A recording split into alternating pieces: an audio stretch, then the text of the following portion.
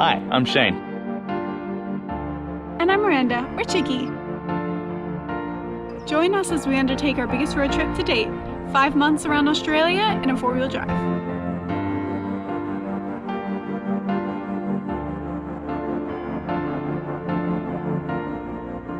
After a year of closed borders due to the COVID-19 pandemic, we were finally able to travel from New Zealand to our closest neighbour, my home country, Australia.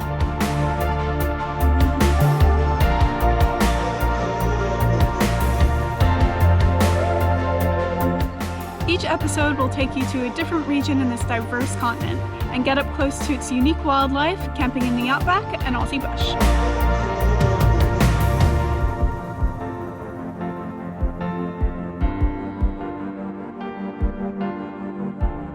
If you've ever wanted to explore Australia, then this series is for you. Join us on Global Travel Stories. In our first episode, we head up the northern section of East Coast New South Wales into Queensland.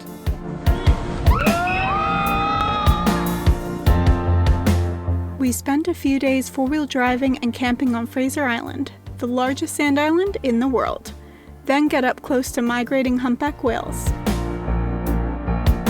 Afterwards, we migrate ourselves north, reaching tropical North Queensland, exploring historic towns and natural wonders along the way. This is the first part of our big lap around Australia.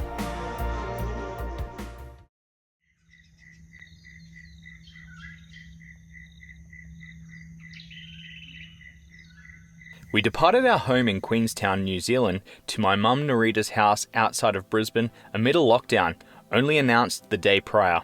We had concerns about the uncertainty of our trip and how long we would remain confined. Oh, did I mention my mum lives in a literal island paradise, teeming with wildlife and spectacular views? We weren't too worried about any potential delays. How is it? The water is beautiful, got some beautiful views, and got massaging jets on my back, legs, and feet.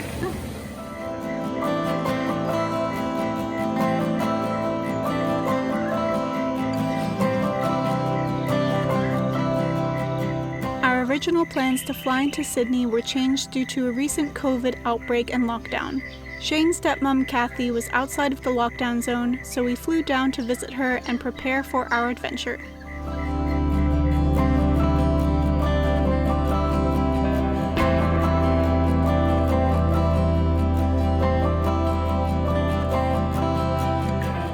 What's going on, Sub-Zero?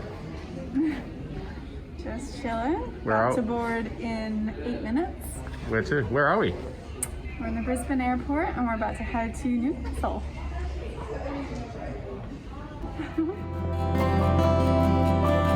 Got Scary down here.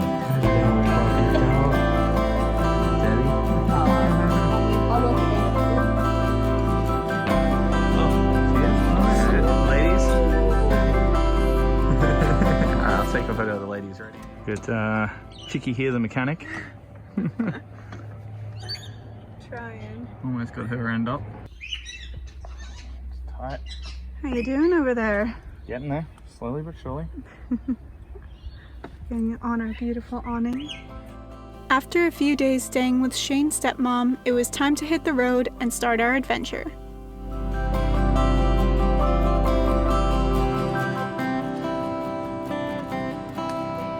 So Miranda's just bought out the whole shop. It is full. I'll have to organise this tomorrow. We're currently on the road to Byron Bay today, starting the first day off of our 5-month Australian road trip. Things didn't go quite as planned for the start of our trip, so we had to move a few things around. What do you say to that? Well, it was a little bit of a strange one and it was hit and miss. We didn't actually know if the trip was going to go ahead. About a week before we took off, Sydney had its first bunch of community COVID cases in a long time, and it forced the city into lockdown, and that's where we were originally flying. So we rerouted our flight up to Brisbane to stay up at my mum's house for a few days and wait things out. And about a day before we were due to fly out to Brisbane went into lockdown, and they also had community COVID cases as well.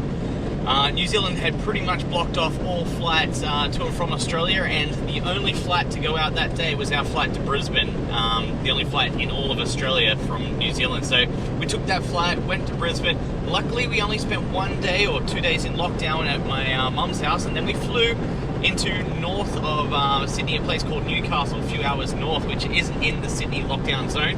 We were able to stay up there with my stepmom for a few days, get things worked out with the vehicle here. On the downside, unfortunately, we didn't get to see my dad. He's down in the Central Coast, which is part of the Sydney greater lockdown area, and also my brother's brand new baby girl, Alaska. We didn't get to see her, but we will get a chance to see all of them at the end of this trip. But we're just so lucky that we're out and we're on our way up to the Queensland border.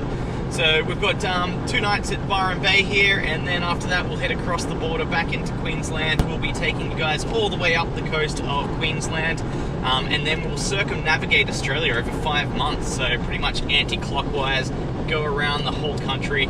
We hope you guys can join us for the whole adventure, right? Yeah.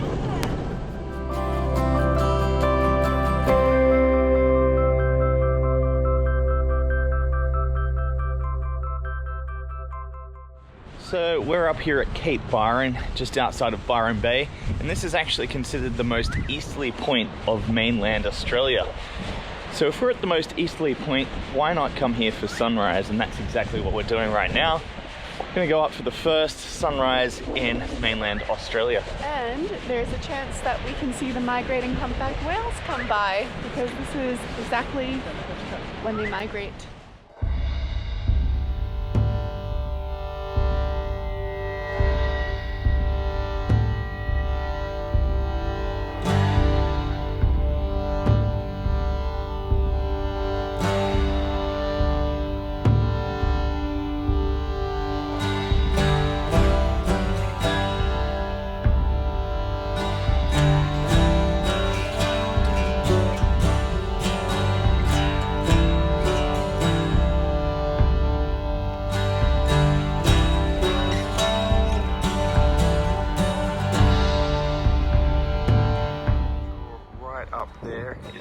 Warning. We climbed a few years ago for the first sunrise in Australia. I don't think you can actually climb it anymore, so we're lucky.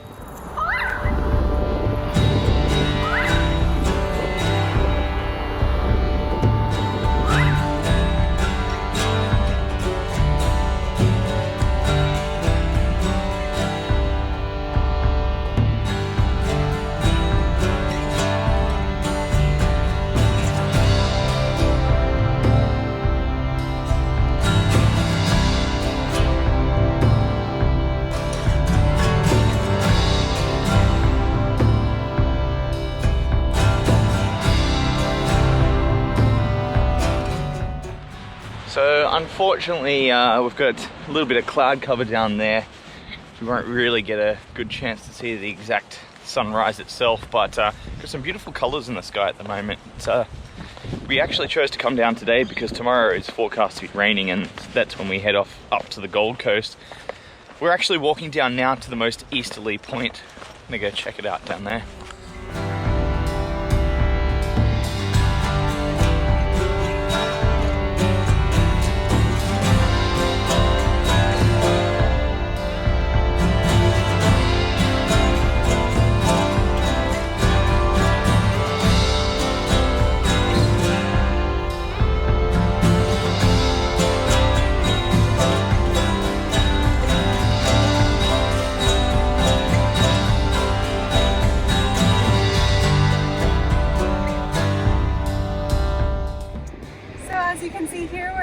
easternmost point of Australia, and we did see a few humpback whales migrating along, so that was really cool.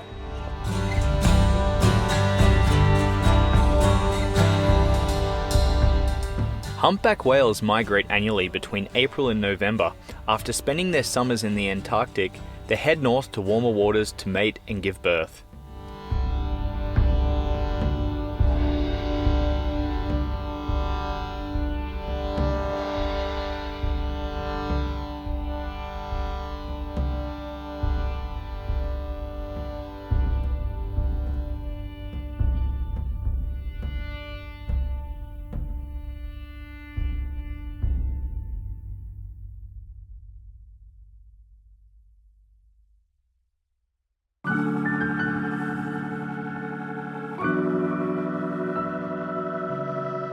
After an incredible morning, we head back to our hostel to finish our pack.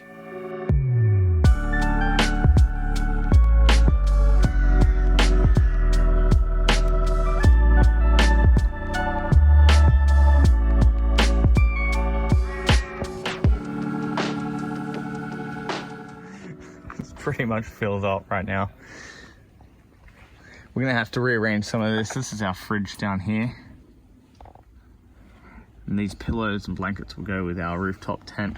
These are treads for our tires. We've got a portable toilet down there. Camping cook set over here. A lot of work, a lot of things to be put away.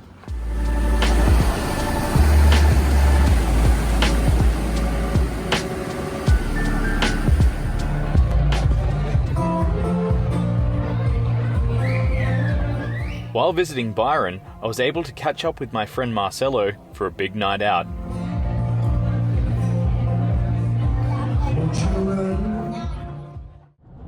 So we've just left Byron Bay now. We had such a great time there. It was a beautiful little town.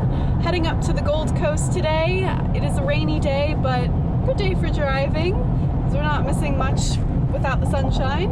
Yeah, we had a good time in Byron Bay. I'd been there several times before, but it was Miranda's first time to the easternmost town on the Australian mainland, so that's why we did the sunrise yesterday. Heading up to the Gold Coast today. Now, our original plan was to not stay in the Gold Coast and go straight through. We've both been there before. However, because of the way that things had to sort of change around, we spoke a little bit earlier about changing our flights. We've added an extra day in the Gold Coast, which kind of gives it a little bit of a slower pace, which is good for us. And also, tomorrow we're going to Movie World. Yay! Warner Brothers Movie World. So, first theme park of the trip. Probably only theme park of the trip. Yeah. But yeah, we've just had to fill out some border declarations going into Queensland, back into Queensland, because of the COVID situation right now in Sydney, the little outbreak that they've had over the last week or two, or the last couple of weeks here. We've had to sort of declare that we haven't been into any hotspots and all those sort of things. So yeah, we'll be interesting to see what it's like going through the border, and we have to present these declarations and whatnot. Probably won't film that, but yeah, it's just a little bit of an interesting time to be travelling through Australia, and hopefully this is our only potential hiccup of the whole trip. Once we get into Queensland, I think it's going to be smooth sailing. We'll see what happens.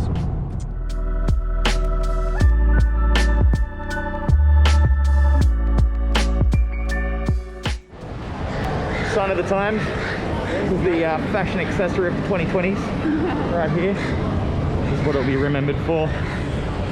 Already noticed a huge difference in regulations and mask wearing since we crossed into Queensland and New South Wales. Like, looking around, everybody's wearing their masks and walking through the streets, which was only sort of required indoors in New South Wales. So yeah, this is kind of surreal for us coming from New Zealand, where we haven't really worn masks since the start of the pandemic, and now we're all of a sudden exposed to all of these changes and rules. But Queensland's just announced 0 cases today, so I think we might be in the clear now. Unfortunately, New South Wales isn't doing too well, but we've crossed the border now. We're safely in Queensland.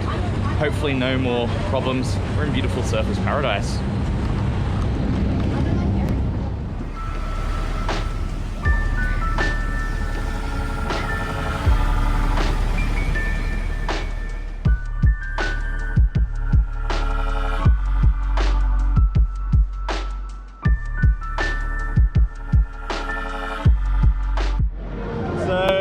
Just arrived at Warner Brothers Movie World to explore the theme park. I went through, first theme park I've ever done with face mask on, but it's a fun day.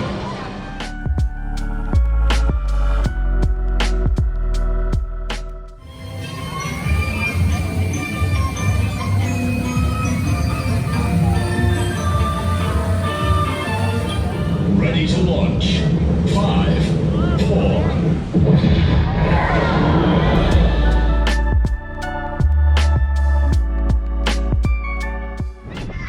Chicky's excited because she just saw Austin Powers. That was her childhood crush. No, not at all.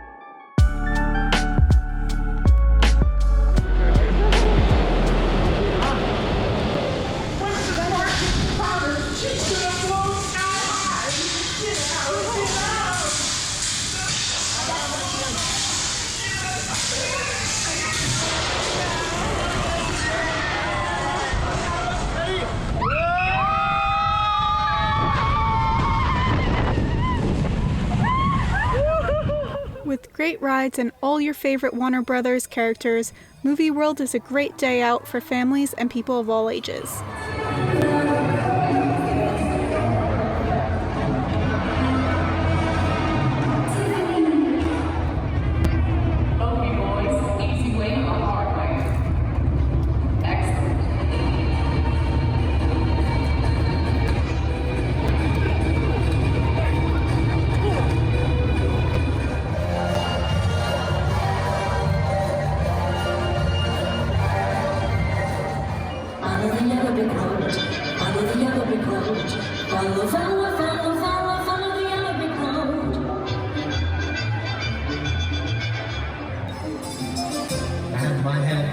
Scratching while my thoughts are busy hatching. I pretend that I be Joe, and all folks at a level. We're going on.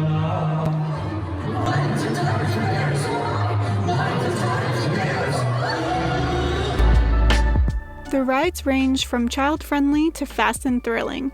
Unfortunately, we were unable to film some of the more intense rides. You'll just have to take our word for it.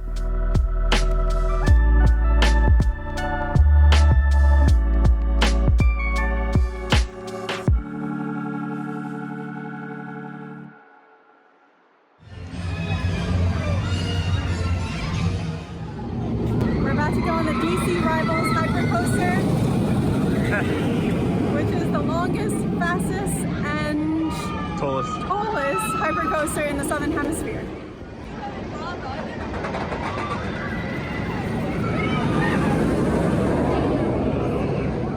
Afterwards, we returned back to Macleay Island near Brisbane to visit Shane's mum again on the way up the coast.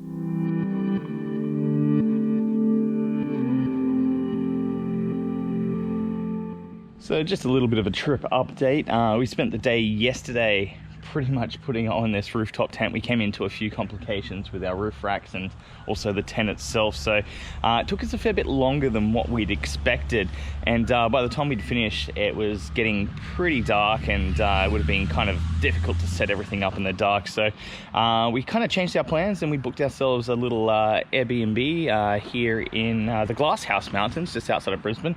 This place over here called Jen's Place, which was nice and cozy, right Chicky? Yes. Nice and cozy. Yeah, so we're going to head out into the Glasshouse Mountains right now and do a little bit of hiking.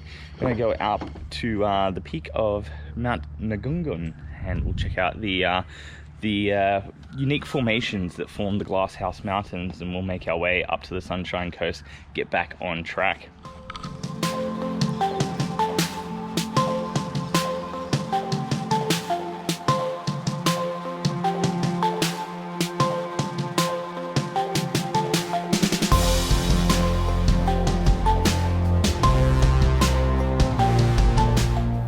We're at the top of Mount Nagungun summit, which stands 253 meters above sea level.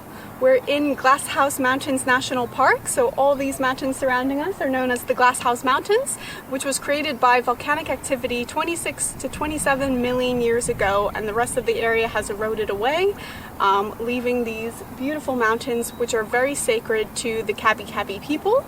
And yeah, it's a beautiful day for it today. It only took us about 30 minutes to get up, so not too hard of a hike, a little steep, but pretty good. So yeah, now we're just enjoying it.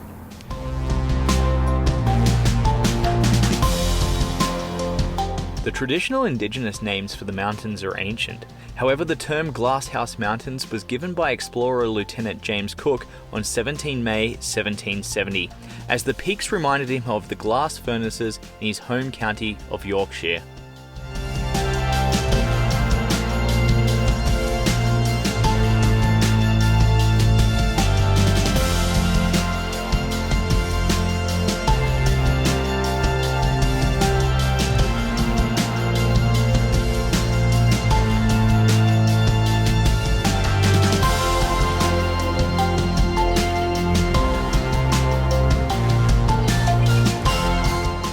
We've got our rooftop tent up, finally.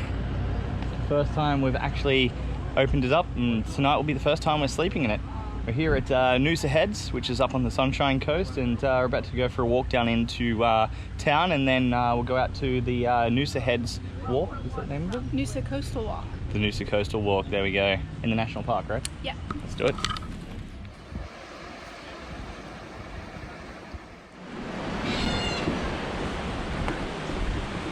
Yeah, it's a cockatoo.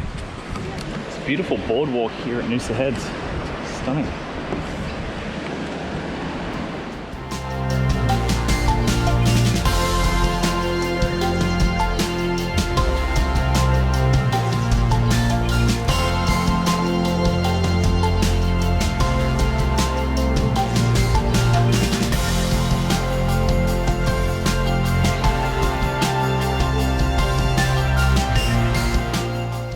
So we've made the decision to do the whole coastal walk, which goes along here, up on this blue one. There you go, boiling pot.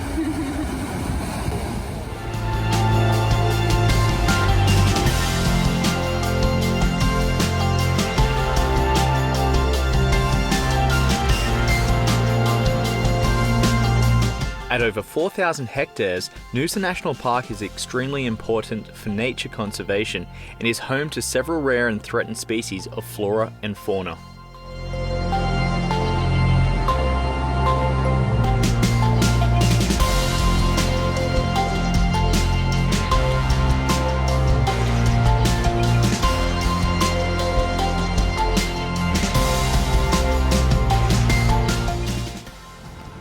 Down here, the Great Sandy National Park on the Noosa North Shore, and this is where we'll be driving in the next few days.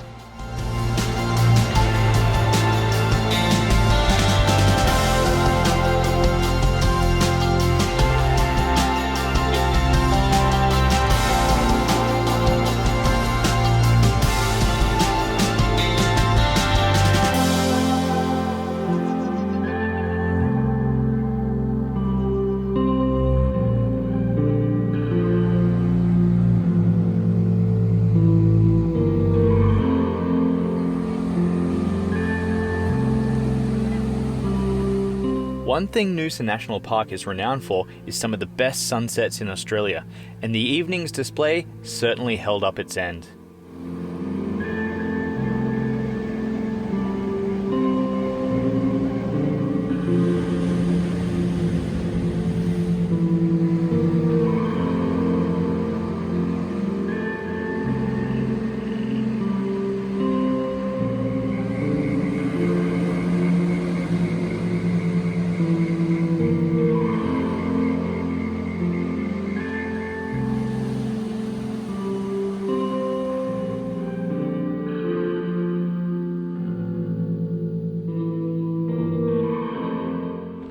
So we are making our way to the famous Eumundi Markets, which is in a small town called Eumundi just outside of Noosa. And these markets are quite famous. They're sort of artisan markets we'll explore around in a second.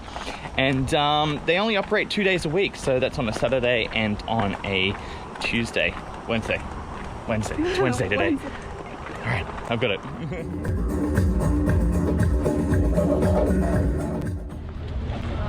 Got churros here. God, I'm getting hungry. Oh, you wanted a hat, didn't you, Miranda? Yeah. Let's have a look at the hat. So Miranda's got herself a new hat. Yeah, new hat. Ooh, nice. Look at that. Goes with your eyes. So they have these delicious vegan tacos here at the Eumundi Markets. We just tried some and they were amazing. So these are taquitos, which are like little fried tacos. With vegan mince. Vegan mince, yep. And these are tacos with like a fried mushroom sort of thing. So, buen provecho. Muy delicioso. Delicious. Taco at the Eumundi Markets, perfecto. They're here every single Wednesday, and I highly recommend it if you're coming through this area. You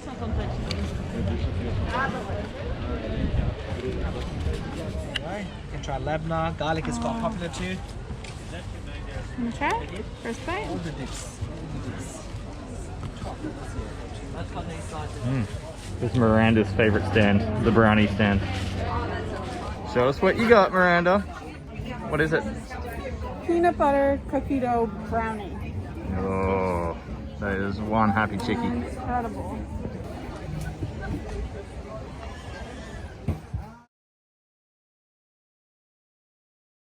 So we just got 2 massive bags of avocados for $5. Now normally you're paying $5 for maybe 1 or 2 avocados. 2 avocados generally. Yeah. That's amazing. That's like, a great deal. and it's locally grown. Avocados are grown around this area. It's a perfect climate for avocados. So yeah, we'll definitely be making up some good guacamole in the next couple of days. And avocado toast. And avocado toast.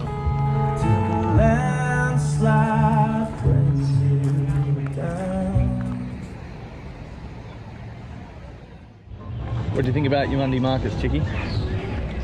They were amazing. Oh, Definitely massive. exceeded my expectations. I just thought it was going to be like a little square with some stalls, but Oh, huge. Yeah, there's so much to see.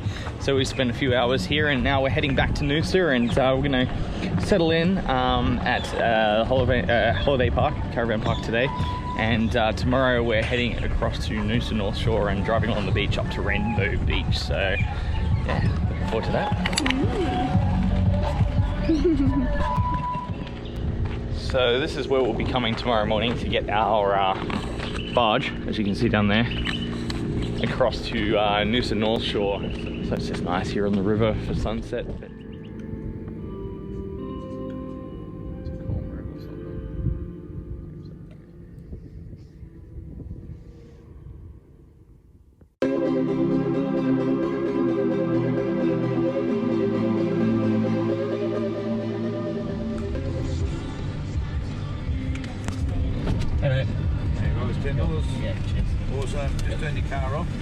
Yep, chops. So we are just getting the barge right now across the Noosa River to the Noosa North Shore. Today we'll be driving along Tiwa Beach, our first four-wheel drive adventure off-road on the sand, on the beach, and we'll make our way up to Rainbow Beach in the afternoon. There's some spectacular sights to see. And it's got a little bit of preparation before we head out to Fraser Island tomorrow.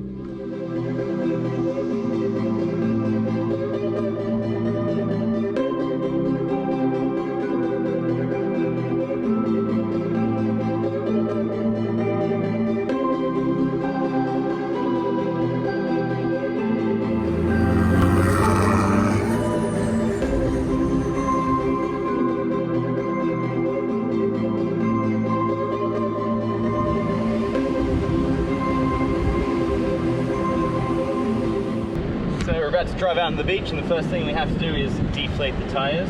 So I've got our little tire deflator device right here.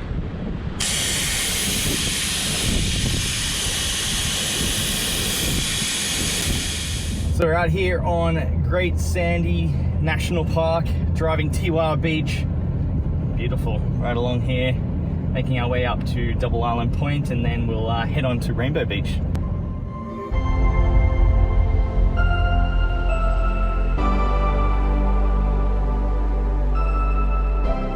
Known as the Cooloola Beach Drive, the long stretch of sand from Tiwa Beach in the south to Double Island Point is a 60-kilometer four-wheel drive track along spectacular coastline and is part of the Great Sandy National Park.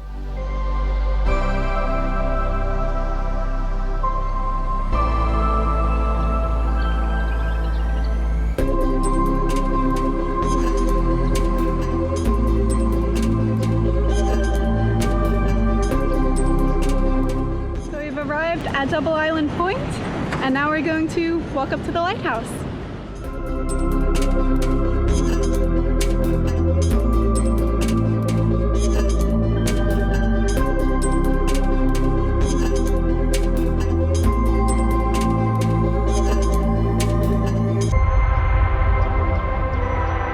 The initial construction for the Double Island Point Lighthouse was in 1884. It underwent significant reconstructions in 1933 and converted to electric solar power in 1991.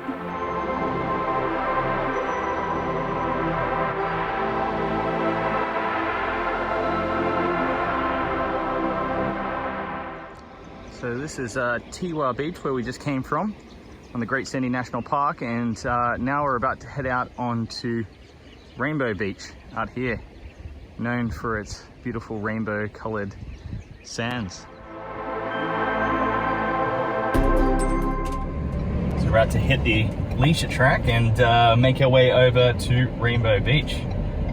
This looks very deep sand. Yeah. Hey. That is deep.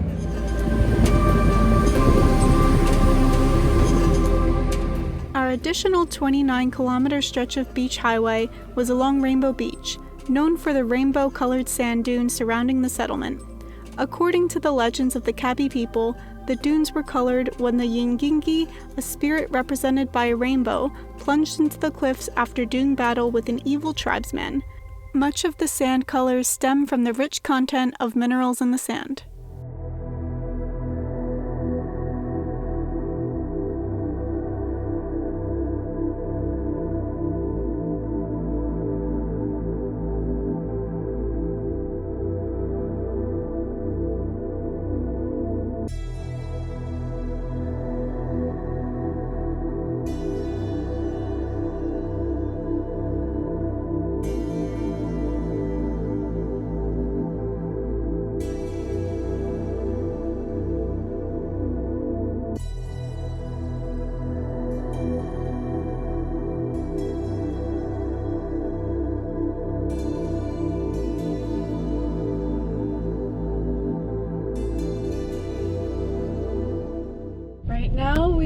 Just about to arrive at Manta Ray Barges at Inskip Point, heading over to Fraser Island.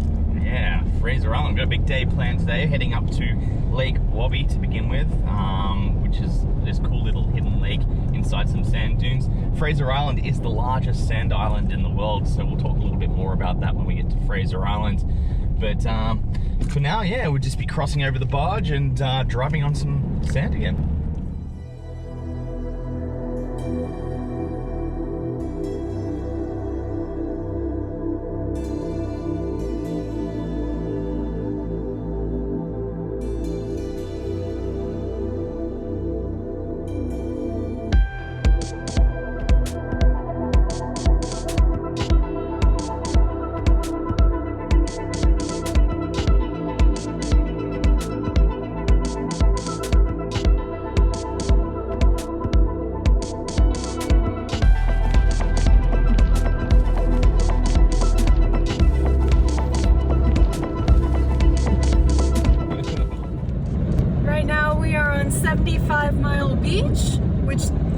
Approximately 120 kilometers, and this beach is actually a sand highway, so you can go up to 80 kilometers per hour on here, which is pretty good. And yeah, we're actually on the world's largest sand island right now. This whole island is made of sand.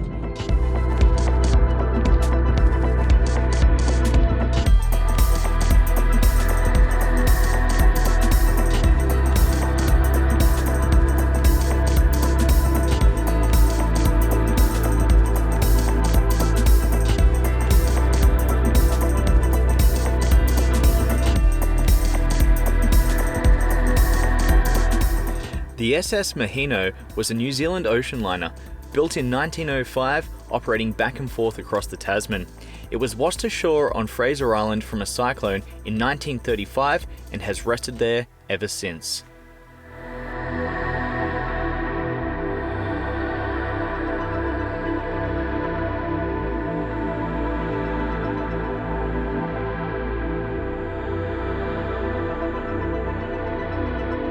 So we've arrived at the Dundaburra campsite. We didn't stop off at Lake Wabi as we had planned because the weather isn't so good at the moment and we really want to go swimming there. So we're going to hit that tomorrow. The weather is supposed to be perfect.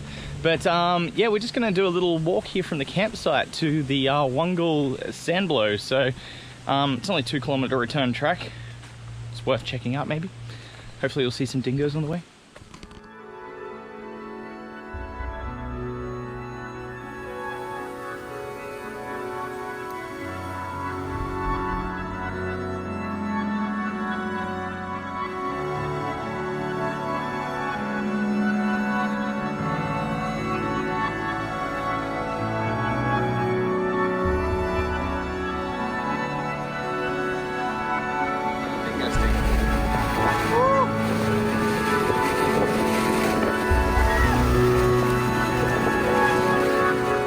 We sat on the shore at sunset watching the incoming storm, which would have consequences for our accommodation the following night.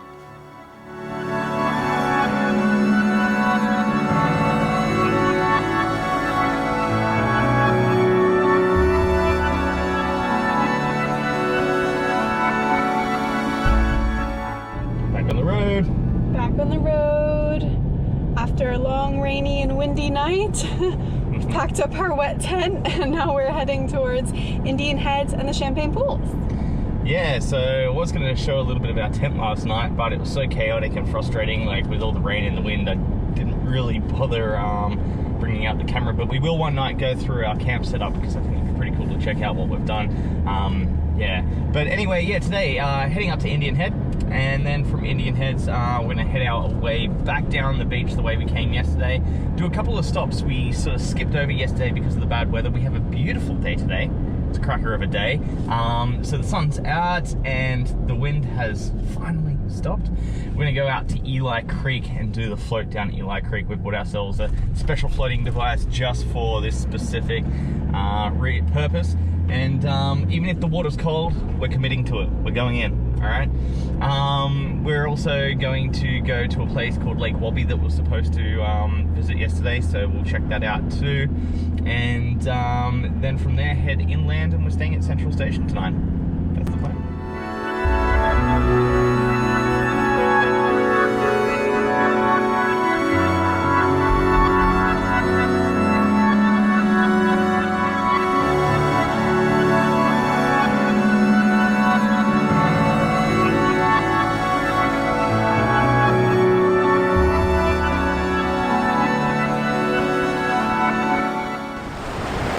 So we just saw our first wild dingo out on the island, which is a pretty cool experience.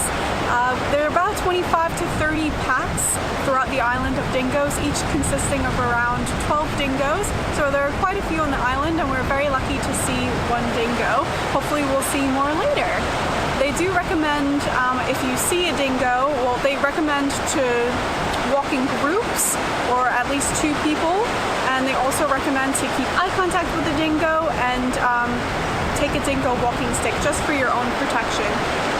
But the one that we saw was pretty unfazed. It was just sort of walking around the beach, chewing on some sticks, which was pretty cute. And here we are at Indian Heads, which is at the end of the beach, but not at the end of the island. So it actually continues further past Indian Head, and there's a bypass road to get around it to go further all the way down the island. And yeah, Indian Head was actually named by Captain James Cook. He actually saw 3 Aboriginals on Indian Head, and those were the first ones that he saw on the land, which is why he had named this point Indian Head. So we're gonna fly the drone up and see what we can see from above. And the water may look very beautiful and tempting, but unfortunately it is actually unswimmable. You won't see people go past their waists over here in the water, just because there's really strong rip tides, also lots of sharks, and depending on the season, box jellyfish and all sorts of things that you do not want to encounter while in the water.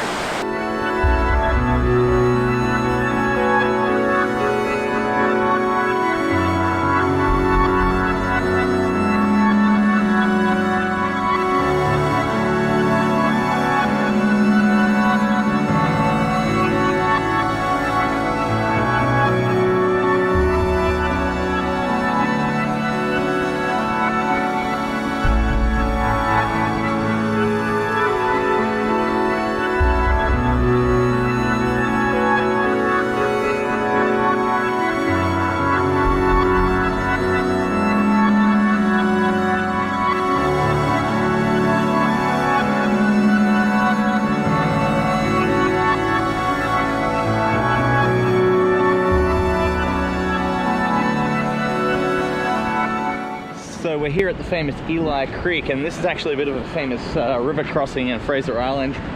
It's renowned for people being bogged in the creek here. You can see the cars getting through at the moment. This guy's doing all right, but some other people aren't so lucky.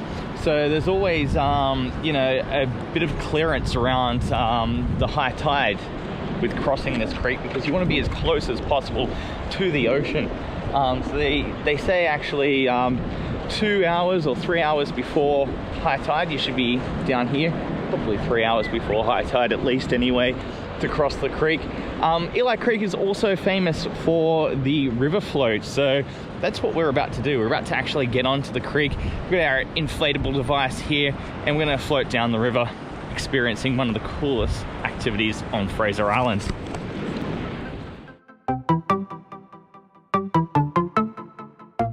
So the water's not quite as deep as I last remember. Last time I was here, I'm pretty sure it was above the waist depth.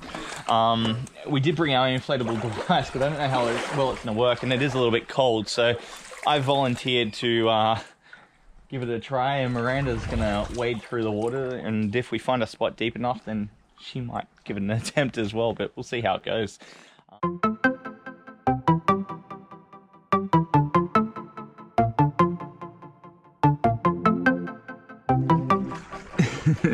This is the ultimate experience.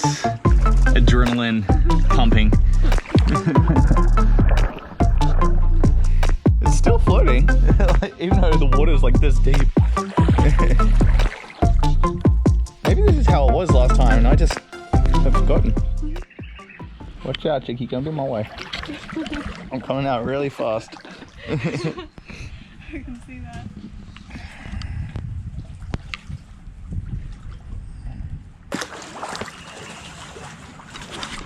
That's how you do the Eli Creek float.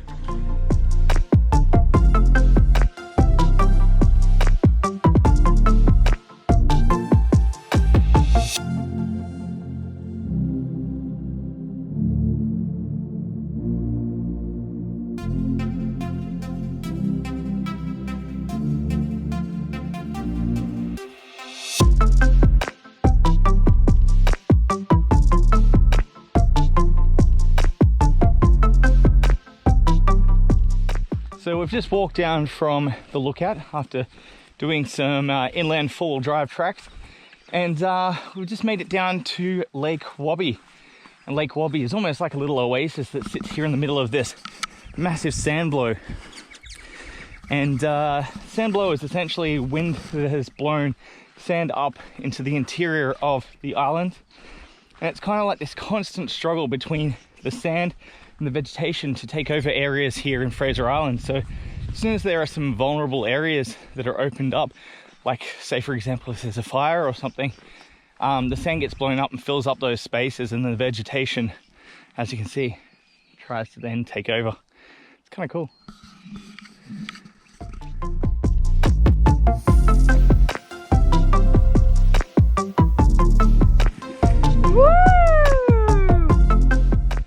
So that was Lake Wobby, and it's funny to see, I was here maybe 15 to 20 years ago, and the lake itself was much larger than it currently is, and over time it has shrunk, and it's kind of like that battle I was talking about between the sand blows and the vegetation.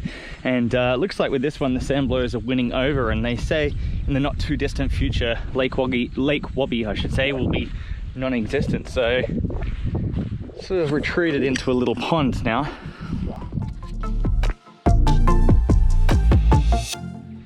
So we're here at the famous Lake Mackenzie, and we sort of had a bit of a long drive out here on the four-wheel drive tracks, and along the way we got some service and found out that our campsite for tonight at the central campground has been closed because of the winds. They were saying the winds last night potentially, I assume, could have knocked down some trees and branches or something. So yeah, the notification was basically to find another campground. There is a walkers camp apparently here at Lake Mackenzie, so we have a bit of a walk around and see if we can find that walkers camp. We have no service at the moment, so it makes everything a bit hard. We can't call anyone or anything.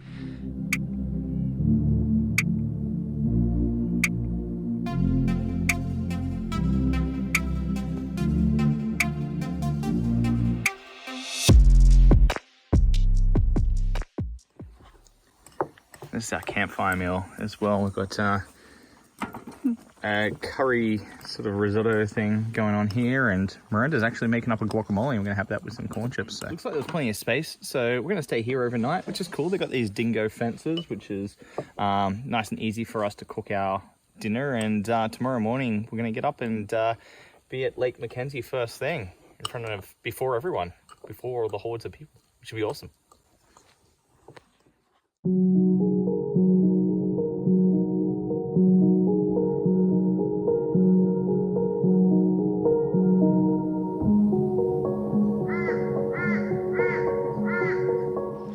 So we stayed last night here at Lake Mackenzie. This is the Walkers Campground, which is kind of cool. We get to wake up early and go down to the lake.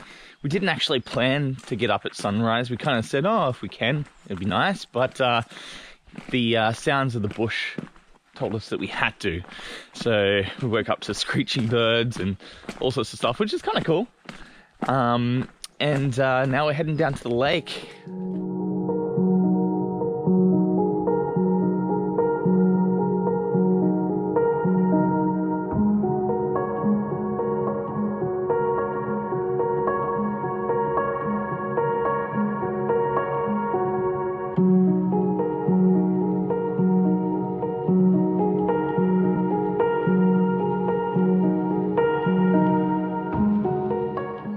So we're about to head back down to Lake Mackenzie, which was known as Burangura to the local Butchulla people, which were the indigenous tribe that occupied this area here. They would come to this area seasonally, so in the wintertime they would follow the tailor and the trout in the shallow waters up to the Fraser Island area, and they would occupy the island for the winter months. Now, they had this philosophy that anything that couldn't swim or fly off the island was to not be touched. And that was the whole idea of keeping the ecosystem intact. Even the water here that we have was not used for swimming, and that was because that was their drinking water. They didn't want to actually taint the water itself. So preservation has always been a part of the tradition here on Fraser Island. Not another person in sight.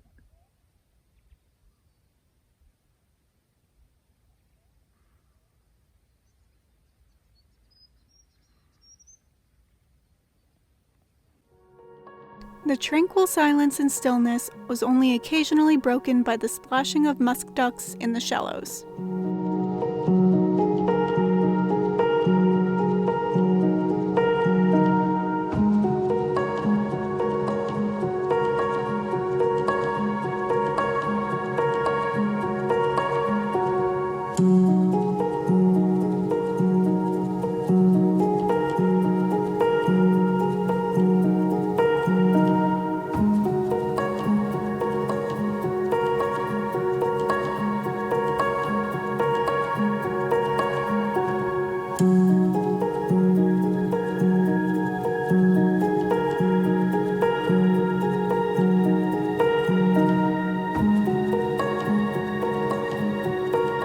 Lake Mackenzie was the finish line of the reality competition series The Amazing Race Australia 2.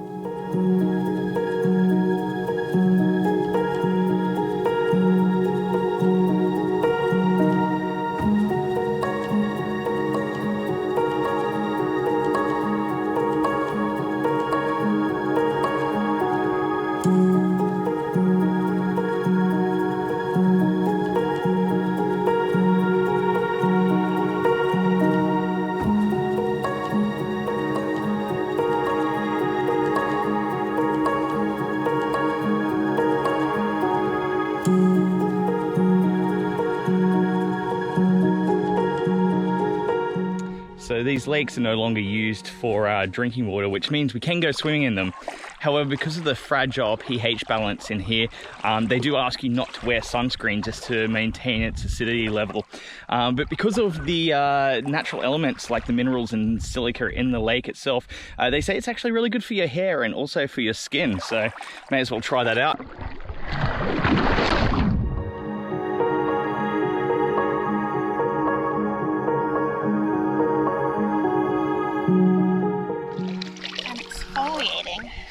Apparently the sand here is really good exfoliant. The sands around the lake are composed of pure white silica, and the water in the lake is also so pure it is unsuitable for many species.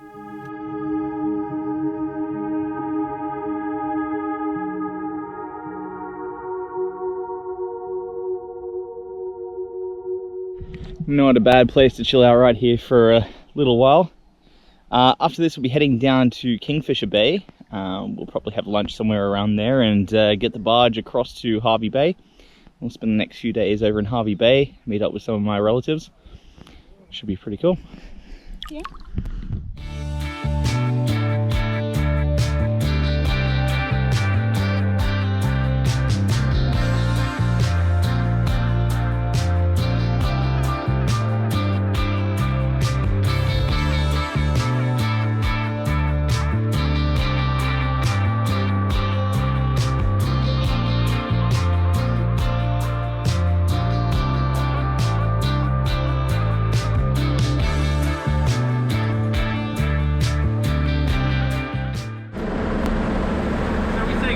Fraser Island, or Kagari in its indigenous name, the world's largest sand island and also a UNESCO World Heritage Area. It was absolutely fantastic the last 3 days, and now we're heading to Hervey Bay.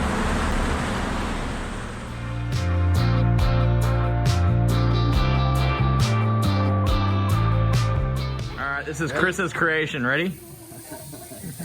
Cha-ching. Alright. What do you think, Matty? That's how Hervey Bay boys do it.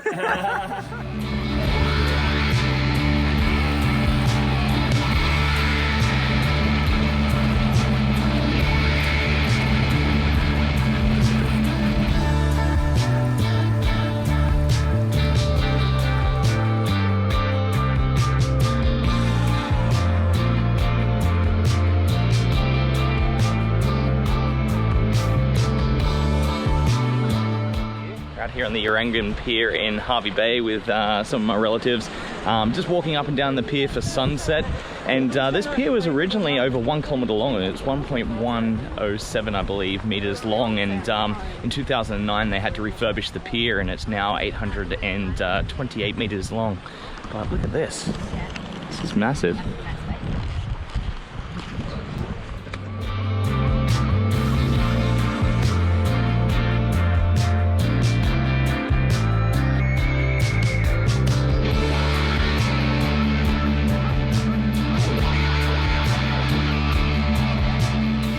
Whilst walking the pier, we came across an eastern osprey, keen to take advantage of any scraps left behind by fishermen.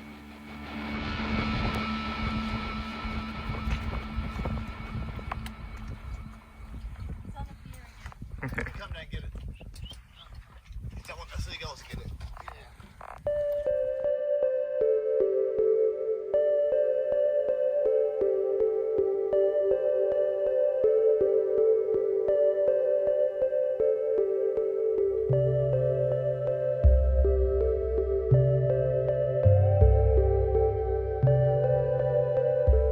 A great sunset spent with family. We returned to rest up for the following day's adventure.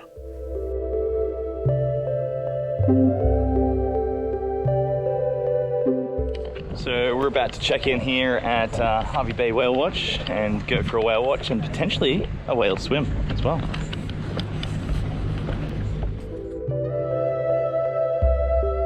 Established in 1986, Hervey Bay Whale Watch has an immaculate reputation and also stakes the claim of Australia's first whale watching company.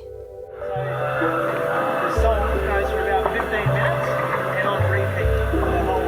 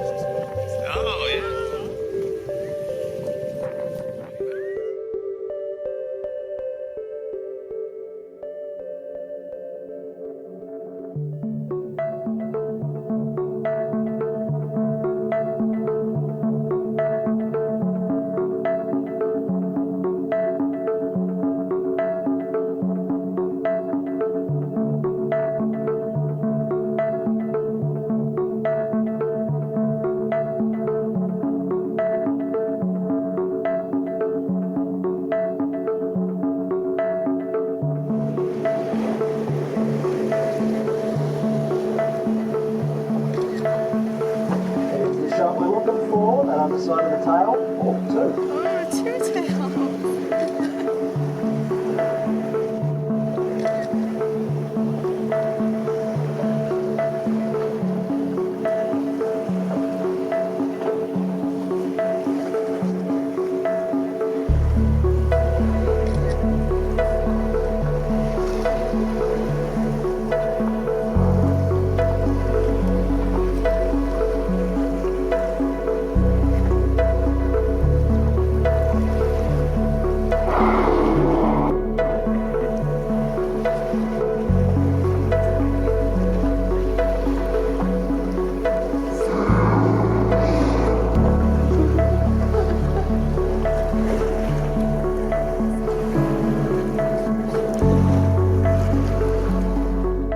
About 60,000 humpback whales migrate north from their summer in the food-rich waters of Antarctica on a 5,000-kilometer, 3-month migration to the tropical waters of northern Australia, being the longest mammal migration in the world.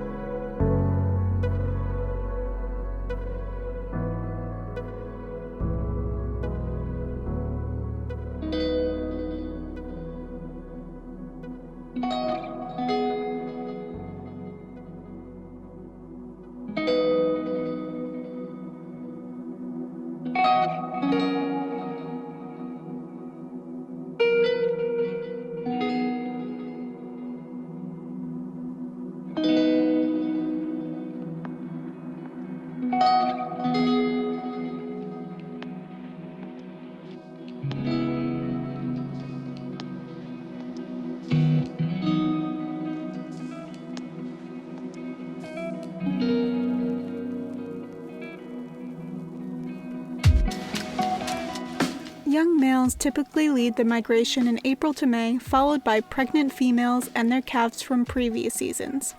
We had arrived in mid-late July, which is prime time for pregnant females and their calves. They typically return between September and November on their journey back down south.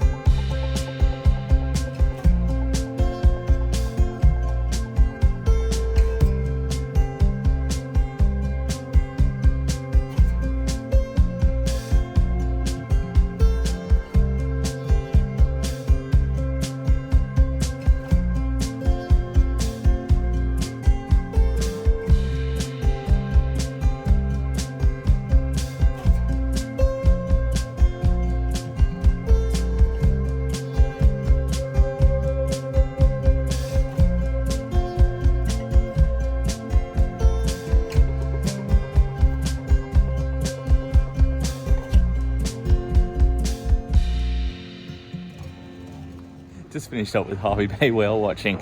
Australia's first whale watching company. What did you think, Miranda? Fantastic experience? Had a whale of a time. Oh, you're going to say it. I had to say it. It was pretty awesome, actually. It was a really cool experience. We didn't get to go whale swimming, unfortunately. The clarity in the water wasn't as good as what we were hoping for, but... And it would have been too cold anyways, yeah, probably. It was pretty cold in there. But either way, we saw tons of whales, doing tons of tricks. It's pretty cool. It's early in the season. They're actually heading up north, so it's the beginning of winter right now. They migrate up north for the winter, and that's where they give birth to all the calves, and then they'll make their way down towards the end of winter, early spring, and make their way back down to the Antarctic with their calves. So we'll get opportunities later on to see some more humpback whales coming down the coast, probably the west coast. Yeah, west coast will be there around humpback whale season, so we'll get to see them maybe again. you'll get to see them again. Yeah. Either way, it was pretty awesome. Yeah, it was an amazing experience. Well of the time.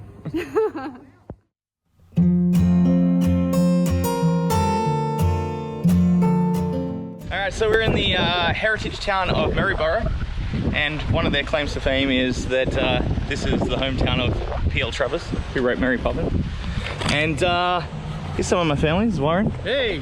Trinity. Hello. And Gilda over here. We're gonna have a bit of a look through town and check out some of the sights.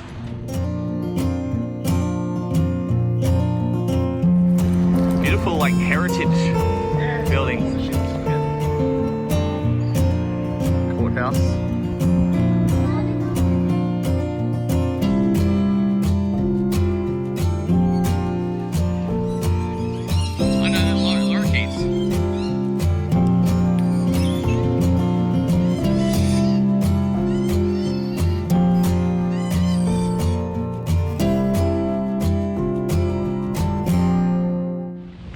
So already we're kind of in love with Maryborough. I can't believe I've never been here. My grandmother is actually buried right around the corner. We just went and visited her grave, and I've never even been into this town. So this is an amazing place.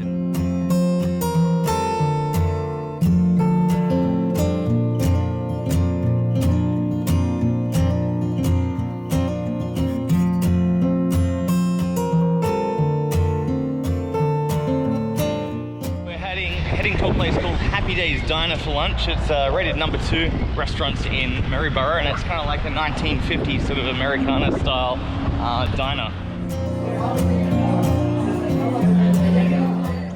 So we're at the Wappa Scout Camp just outside of Bundaberg, and we are staying here on just off the Burnett River. Really nice little campground here. It's only $10 for the spot for the night, so it's only $5 per person. Quite Good value. cheap. Yeah. May as well show you the tent now that it's not raining and windy. We're all zipped up here. Just undo the flash screen. Just to show you how roomy it is on the inside. Okay, cool. So here we are inside our tent. It's actually quite big. It's larger than a queen size, because we had a queen size sheet, and it's longer and larger than that. So yeah, cozy. Everything's sturdy in here too. Really good quality canvas. So this is where we're staying pretty much for most of the next 5 months.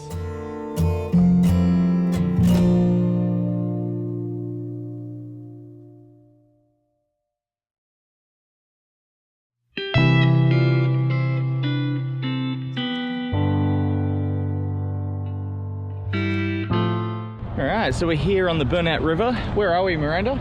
Bundaberg. Bundaberg. About to do a small heritage walk, just a couple of blocks around some of the old part of town in Bundaberg here, and then we'll head off to the distillery.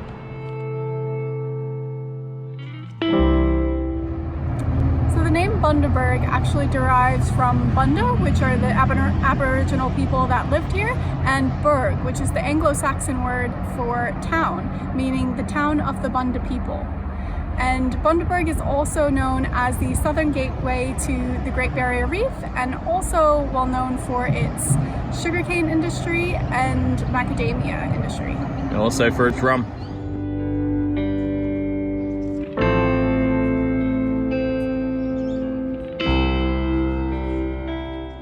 So we're about to take a tour inside of Australia's most famous rum distillery.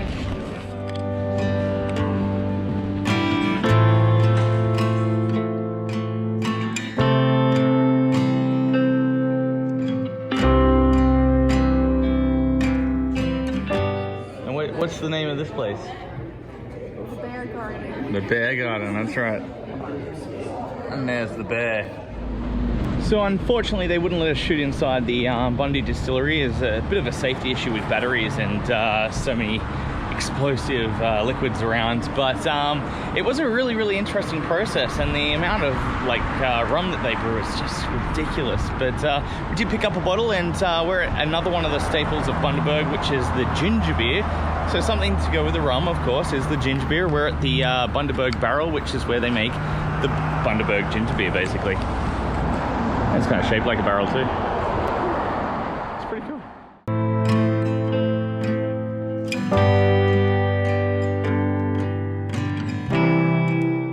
So back in May of 1770, the HMS Bark Endeavour landed right here in this spot, and the captain, James Cook, this was his second landing in Australia, so this was the second time the British had touched down in the mainland of Australia, first time in what is now known as the state of Queensland. And this headland up here was originally called Round Hill, so we're going to go up and explore that right now. So over here we have the small town of 1770, named after Captain Cook's landing.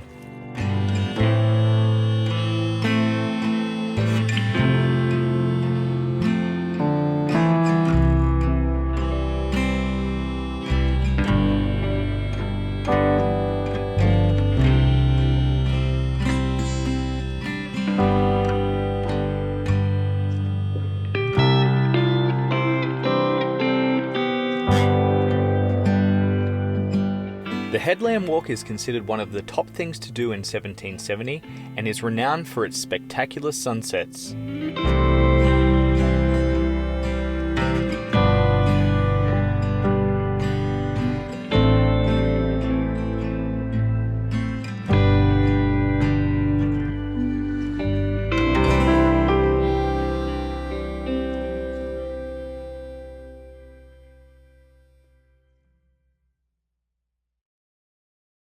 The road again, just left our accommodation in Agnes Water, and now we're heading towards Rockhampton. We're just going to return a few things at Anaconda first. We ran out of space in the truck, so it's really down to what we need and we're returning the things that we don't think we'll need on the trip. So and then afterwards we're going to Capricorn Caves, and hopefully we'll be able to join a cave tour.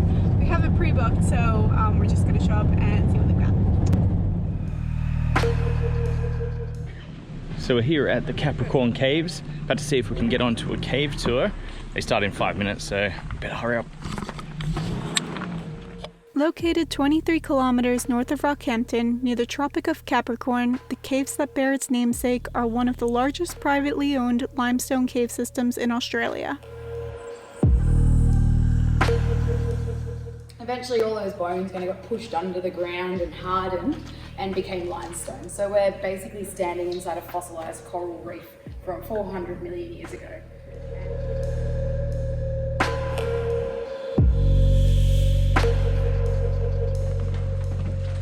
Into the back cave.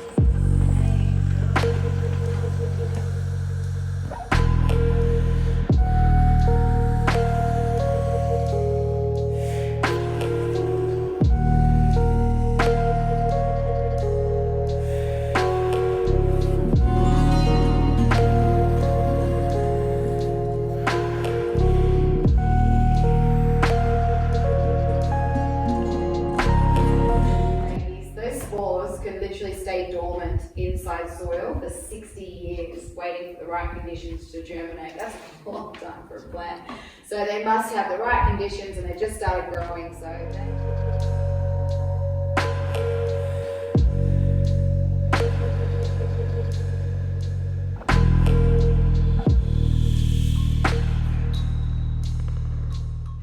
So welcome to the cathedral, guys, and you can probably see why it is one of the gems of the cave. It is absolutely beautiful in here.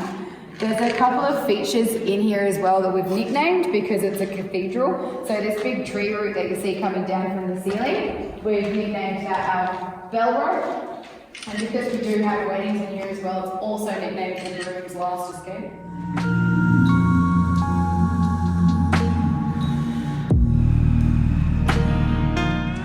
So that orangey colour that you see, that's from iron that's brought down from the organic material on top of the rock. And then when it kind of hits the air in here, it turns to that kind of orangey brown colour.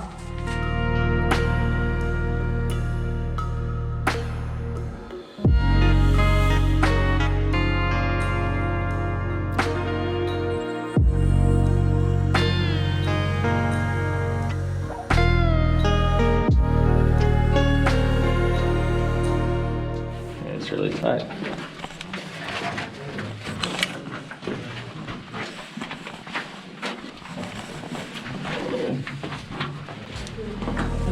It's almost like a slot canyon. That's cool.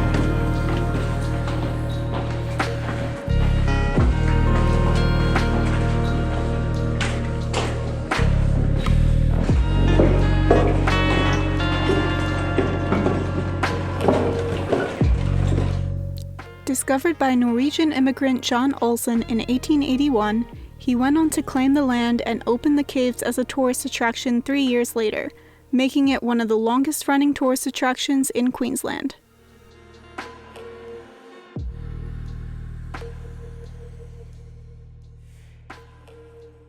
What do you think, the chickie? Pretty good experience? Yes, I thought that was pretty cool. It was pretty cool. I'd love to have stayed longer and done the longer tour, but we are in a little bit of a hurry to move on. Yeah, but beautiful cave system, above ground dry cave system, all made of limestone, of course. So this is all part of an old fossilized coral reef from millions and millions of years ago. And now we're about to go find ourselves a camping spot. Hey, so we are actually going a little further than what we'd planned today. We're going to originally stay in Yamba, just outside of the Capricorn caves, but we've got a couple of hours of sunlight and a long drive for tomorrow, so we decided to head up closer to Mackay, a place called the St. Lawrence River, which is where my uncle and aunt, who we stayed with up at Hervey Bay, they recommended. They stayed there last night and said it's a really beautiful spot. So that will give us an extra hour and a half tomorrow when we head out to Yungala. We have crossed the Tropic of Capricorn today, going over Rockhampton, so we are technically in the tropics now, which is pretty cool.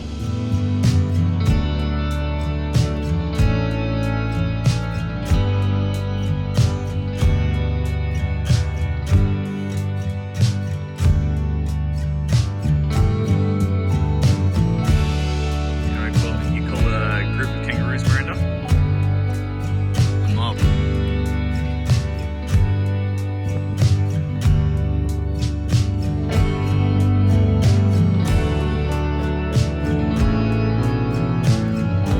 Under the setting sun and rising full moon, we watch the eastern grey kangaroos hopping off in the distance.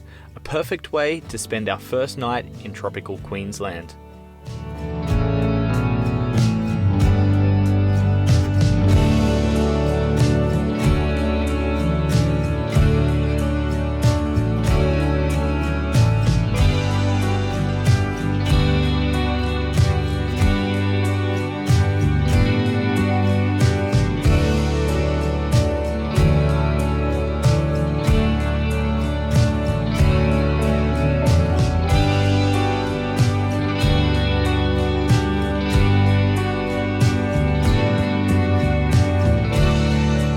Join us on our next episode as we explore the World Heritage listed rainforests and reefs that are synonymous to the region known as tropical North Queensland. At Global Travel Stories, we want to hear what you'd like to see more of. Please leave a comment below and remember to like and subscribe for our big adventures coming soon.